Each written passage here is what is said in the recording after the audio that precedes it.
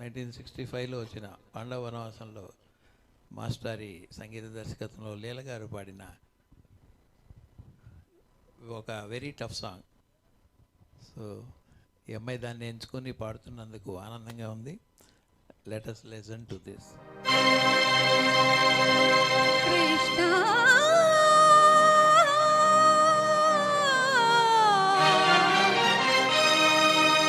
కృష్ణ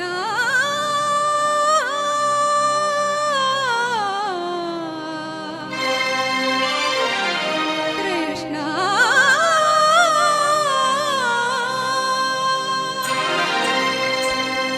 దేవా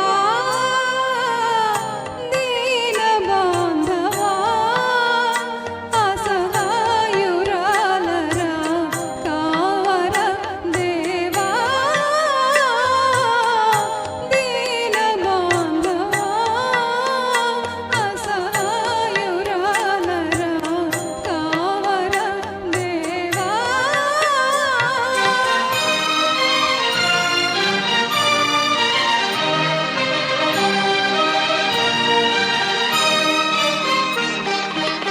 కాలుని అయినా కదనములోన గెలువజాలిన నా పతులు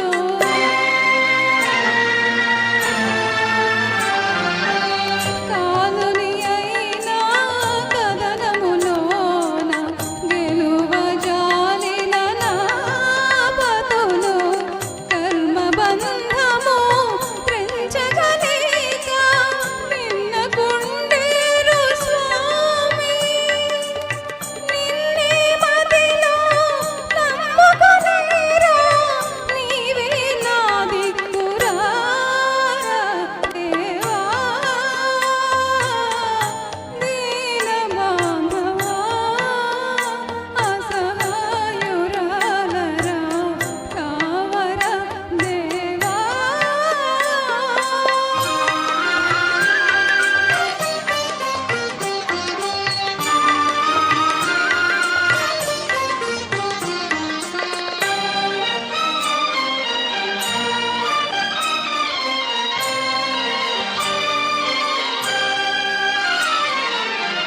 మకరి పాలై శరణము వేడిన కరిని కాపాడినావే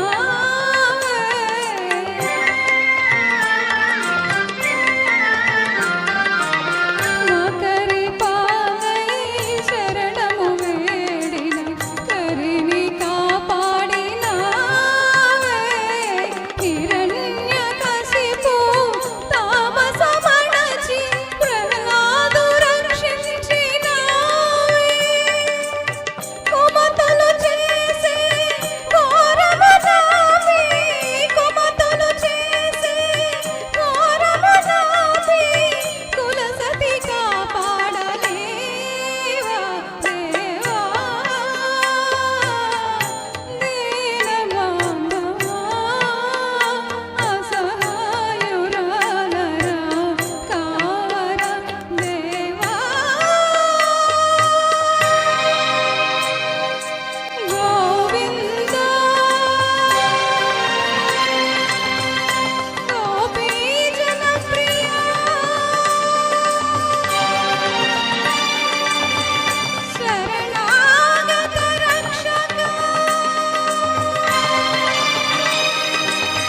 పాహి మాం పాహి పాహి కృష్ణ